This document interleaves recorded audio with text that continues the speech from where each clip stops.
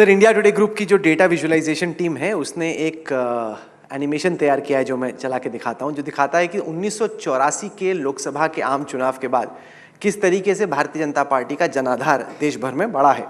इसको देखते हुए जहां इस वक्त हम लोग दिसंबर 2023 में खड़े हैं, आपका क्या आंकलन अनुमान है कि जब अगली दफा चुनाव होगा, आप जो 303 सीटों का आंकड़ा भारतीय जनता पार्टी का पिछले चुनाव में था, उसको आप कहां जाते हुए देखते हैं? देखिए, अभी लोकसभा चुनाव चालू नहीं हुआ है, हो सकता है इसके मुद्दे भी शायद नए आ सकते हैं। डेमोक्रेसी में कभी भी कुछ भी हो सकता है, परंतु मैं एक निश्चित रूप से कह सकता हूं कि 19 के विजय से 24 की भारतीय जनता पार्टी और एनडीए दोनों की विजय बड़ी होगी, कमी होने का कोई सवाल नहीं। अच्छा, पार्टी के भीतर और बाहर गृह मंत्री जाने जाते हैं अपने चुनावी आंकलन के लिए। चुनावों को असेस करने का, एनालाइज करने का शौक हमको भी है, तो हमने 2 सिनारियोज रन किए। इसके बाद मैं आपको वो दिखाता हूं जिसमें यह था कि अगर भारतीय जनता पार्टी का वोट शेयर जो है 5% बढ़ जाता है तो संभवतः बीजेपी कहां पहुंच सकती है, और 5% अगर घट जाता है तब बीजेपी कहां पहुंच सकती है। तो उन दोनों को देखते हैं और साथ ही साथ कांग्रेस के लिए भी हम सेम चीज़ करेंगे, और फिर आप बताइएगा कि आप क्या सोच रहे हैं। तो ये रहा सर स्क्रीन पर, 303 पे आप पहले थे। अगर 5% वोट आपका छिटकता है तो 223 पे संभवतः आप आ सकते हैं उसके नज़दीक, और अगर 5% बढ़ता है तो 342 पे।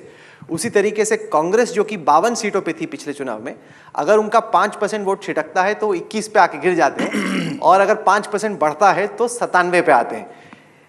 आपको क्या लग रहा है कि 37% का आपका वोट शेयर, जितनी आपने पिछले 5 साल में तपस्या की है, एफर्ट किया है, उसके चलते आप कहाँ जाता हुआ देखते हैं? देखिए, इसमें कौन प्रत्याशी होता है, कौन पार्टी नीचे कितना परफॉर्म करती है, ढेर सारे फैक्टर होते हैं। मैं आपकी तरह इतना सपाट एनालिसिस नहीं कर सकता, क्योंकि मैं एक राजनीतिक कार्यकर्ता हूं। मैं चुनाव की बहुत सारी चीज़ों को, चुनाव के विज्ञान की बहुत सारी चीज़ों को जानता हूं। इतना सरल नहीं होता है, वरना तो ये आंकड़े जो बनाते हैं वही शायद देश के प्रधानमंत्री हो जाते और किसी का नंबर ही नहीं लगता। मगर मैं इतना जरूर कहता हूं कि जब चुनाव शुरू होने के 6 महीने पहले एक बेस तय होता है, जिसके आधार पर देश की या किसी प्रदेश की जनता वोट डालने का एक बेस बनाती है। वो बेस हमारा बहुत स्ट्रांग है और हम बहुत स्ट्रांग बेस के साथ चुनाव में जा रहे हैं, और नेतृत्व हमारे पास ऐसा है जिसका न केवल भारत, पूरे विश्व के अंदर इसका कोई सानी नहीं है। इतना लोकप्रिय नेतृत्व लेकर हम चुनाव के मैदान में गए। सर, इस चुनाव के नतीजे के बाद एक उत्तर और दक्षिण को लेकर भी बहस छिड़ी। विपक्षी पार्टियां ये कहने लगी, चुनाव के बाद ये बहस समाप्त हो जाएगी। अगले चुनाव के बाद 24 के तो क्योंकि विपक्षी पार्टियां ये समझ गया मैं क्या पूछना चाहते हो यार, जवाब मिल गया। इंटरप्रेट करने दो दक्षिण की जनता को। चुनाव के बाद भारतीय जनता पार्टी दक्षिण में नहीं है, वो बहस समाप्त हो जाएगी। आपको कहां पे लग रहा है दक्षिण में आप गेन कर अब वो हम 24 के चुनाव के दिन बात करेंगे, परिणाम के दिन बात करेंगे। देखिए, कर्नाटक में हमारी सरकार रही है, हम आज भी मुख्य विपक्ष हैं। तेलंगाना में हमारी सीटें निश्चित रूप से बढ़ने जा रही हैं, और तमिलनाडु और केरल में भी हमारे वोट प्रतिशत और सीटें दोनों में हम बढ़ोतरी करेंगे। हमने ये जो लोग चुनाव के नतीजों को, प्रदेश के चुनाव के नतीजों को भारत को बांटने के तरीके के रूप में सोचते हैं, मैं इसकी घोर निंदा करता हूं। उत्तर दक्षिण का नैरेटिव जो खड़ा करते हैं वो भारत को जोड़ना नहीं चाहते, भारत को तोड़ना चाहते हैं। मैं इसकी निंदा करता हूं। हमने 5 ऐसे राज्य आइडेंटिफाई किए, क्योंकि ज्यादातर जो राज्य हैं जहां पे आपकी कांग्रेस से टक्कर है वहां पे स्थिति अलग है। लेकिन बिहार, जहां आप 17 सीटें लड़े थे, 17 जीते थे। कर्नाटक, जहां 28 में से आप 25 जीते। महाराष्ट्र, जहां समीकरण अब बहुत बदल चुके हैं, 48 में से आप 23 निकाले। पश्चिम बंगाल 42 में से 18 आपने निकाली थी। देखिए, ये सारी चीजें राजनीतिक परिवर्तनों के कारण ये आंकड़े जनरेट हुए हैं। बिहार एनडीए लड़ा था और हमारी स्थिति अच्छी थी। कर्नाटक में हम अच्छे ही थे। महाराष्ट्र में एनडीए निकाल लो, उस वक्त शिवसेना हमारे साथ थे। बाद में हमें 6 देकर उद्धव जी मुख्यमंत्री बनने के लिए हमारे साथ दगा कर कर वहां गए। महाराष्ट्र की स्थिति भी अच्छी थी। तो ये तो नेता चले गए, जनता हमारे साथ है, परिणाम देख लेना, सुपड़ा साफ हो जाएगा। तो आपका इंटरनल लक्ष्य क्या है? जैसे आपने गुजरात में रखा था 150 पर, इंटरनल आपका टारगेट, क्योंकि राजीव गांधी का 84 का रिकॉर्ड है 404 का, क्या आप उस तरह से एम कर रहे हैं? देखिए, ऐसा है राहुल जी, आपका दायित्व है कि आपके शो में मैं कोई आंकड़ा बता दूं और ये बड़ा वायरल हो, परंतु मैं ऐसा नहीं कर सकता क्योंकि मैं जिम्मेदारी के साथ हमेशा बोलता हूं। 6 महीने पहले लक्ष्य कोई तय नहीं कर सकता, परंतु मैं निश्चित रूप से मानता हूं जिस बेस पर हम चुनाव लड़ने जा रहे हैं, बेस हमारा काफी स्ट्रांग है और जिनके नेतृत्व में हम चुनाव लड़ने जा रहे हैं उसका न केवल भारत, दुनिया में कोई सानी नहीं है। सबसे सफल नेतृत्व के नेतृत्व में हम लड़ने जा रहे हैं, मोदी जी के नेतृत्व में लड़ने जा रहे हैं। आपने बार बार मोदी जी की लोकप्रियता का जिक्र किया और ये हकीकत भी है कि भारतीय जनता पार्टी की बड़ी जीत में जहां सिर्फ लोकप्रियता नहीं है, श्रद्धा है लोगों की कि व्यक्ति भारत को महान बना पाएगा, महान बनाने के कगार पर पहुंचा दिया है और आगे का रास्ता यही तय करा सकता है। लोगों की अटूट श्रद्धा है, सिर्फ लोकप्रियता नहीं है।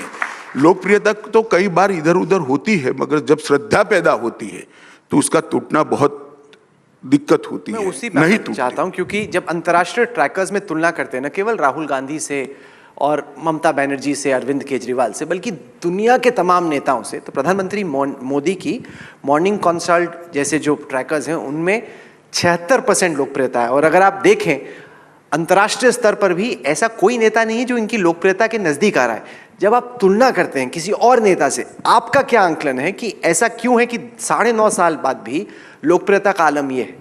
क्योंकि ये व्यक्ति ने कभी अपने लिए कुछ नहीं किया। मैं तो एक कदम आगे कहने जाता हूं, इस व्यक्ति ने अपने दल के लिए भी कुछ नहीं किया, जो भी किया देश के लिए किया, देश के गरीबों के लिए। क्योंकि मैंने तो देखा है जब कठोर फैसले लिए जाते थे, मेरी पार्टी के कार्यकर्ता भी कहते थे हमारी वोट बैंक हर्ट होती है, परंतु देश के अंदर परिवर्तन के लिए जब ये फैसले जरूरी होते हैं, मोदी जी ने पार्टी की वोट बैंक की भी चिंता नहीं की, देश की जनता को सामने रखकर कठोर फैसले लिए और इसका परिणाम है कि हर पैरामीटर्स में आज भारत सबसे आगे है। एक जो आपने कहा कि कठोर फैसला लेना पड़ता है, उनमें से एक था कि फ्रीबीज हम नहीं देंगे, कि विपक्षी पार्टियां जो हैं बहुत फ्रीबी देती हैं, हम फ्रीबी के खिलाफ हैं। लेकिन फिर हमने इसी चुनाव में देखा कि भारतीय जनता पार्टी ने भी अलग अलग राज्यों में तमाम ऐसी घोषणाएं की जिनको कि फ्रीबी कहा ही जा सकता है, क्योंकि आप भी मुफ्त में ही दे रहे हैं। तो अब लोग सोच रहे हैं कि आप कहते हैं कि फ्रीबी नहीं देनी, लेकिन चुनाव में मजबूरी में आप भी वही करते हैं। देखिए, कई जगह पे राज्य के नेतृत्व ने कुछ फैसले किए हैं, मैं जरूर कह सकता हूं, मगर हमारा चुनाव जीतने का एकमात्र आधार वो नहीं है। हमने, आप अन्य पार्टियों के, मैं नाम लेना नहीं चाहता किसी का, अन्य पार्टियों के घोषणा पत्र को आप भाजपा के संकल्प पत्र के साथ एनालिसिस करिए। हमारे यहाँ राज्य के विकास का एजेंडा भी है, इंफ्रास्ट्रक्चर का विकास भी है, दलित आदिवासी पिछड़ों के लिए योजनाएं भी हैं जो फ्रीबीज नहीं है, और कुछ 1-2 योजनाएं ऐसी भी ली हैं, मगर ट्रस्ट जो है ये ओवरऑल राज्य के विकास का है और ये बहुत बड़ा अंतर है। सर, तेलंगाना के नतीजों का अगर जिक्र करें तो उसको देखने के 2 तरीके हैं। एक तो ये कि आपका वोट शेयर डबल हो गया, दूसरा ये कि हैदराबाद में म्यूनिसिपल चुनाव के नतीजों के बाद और कैंपेन में जो माहौल दिखा, उसके बाद लगा कि शायद बीआरएस के बाद दूसरे स्थान पर बीजेपी और बीआरएस और बीजेपी की टक्कर होगी, लेकिन चुनाव में तो कांग्रेस आगे निकल गई। इसको आप कैसे देखते हैं? क्योंकि आपको लग रहा था कि कर्नाटक के बाद तेलंगाना दूसरा बड़ा राज्य हो सकता है बीजेपी के। देखिए, मैं आपको बताता हूं, कई बार ऐसा होता है कि कई चुनाव कौन आए इसके लिए वोटिंग नहीं होती, कौन जाए इसके लिए वोटिंग होती है, और मुझे लगता है कि कहीं ना कहीं ये चुनाव में भी ऐसा हुआ है। हमारी पार्टी का प्रदेश यूनिट और केंद्र में नड्डा जी ने कुछ 2-3 लोगों को काम किया है, हम इसका गंभीरता से विश्लेषण कर रहे हैं और इस पर जरूर आत्मचिंतन करेंगे कि क्या हुआ पार्टी को सो कॉल्ड सेटबैक, क्योंकि भारतीय जनता पार्टी इसको सेटबैक इसलिए नहीं मानती है कि हम तो भाई बहुत 1950 में हमारे पास कुछ नहीं था, इससे इतनी बड़ी पार्टी बना, अनेक चुनाव हारे हैं और जमानतें जब्त होने के बाद भी पार्टियां देते हुए नेता मैंने देखे हैं 1980 में। तो हमारे लिए कोई बड़ी बात नहीं है, मगर हम बड़े विश्वास के साथ मैं आपको कह सकता हूं कि तेलंगाना में लोकसभा चुनाव में सबसे बड़ी पार्टी भारतीय जनता पार्टी होगी और सबसे ज्यादा सीटें भी भारतीय जनता पार्टी। आपको लग रहा है कि 4 से बढ़ेगा आपका? नहीं, क्योंकि हाल में हमने कांग्रेस में देखा है कि वो भी कुछ जो ऐसे चुनावी स्ट्रेटेजिस्ट हैं जो कि बीजेपी में पहले हुआ करते थे मोदी जी के साथ वगैरह, उनको ला रहे हैं। क्या कुल मिला के जब आप विपक्ष की तैयारी को देखते हैं, आपको लग रहा है पहले से बेहतर कैंपेन मैनेज कर रही है कांग्रेस? मैं कांग्रेस पार्टी को एडवाइस नहीं दे रहा, मैं मेरा विश्लेषण कह रहा हूं।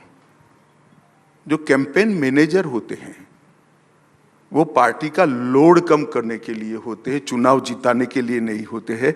चुनाव तो नेतृत्व का जनता का नेतृत्व पर कितना भरोसा है और कौन कार्यकर्ता कितनी शिद्दत से काम करता है वो ही जिता सकता है।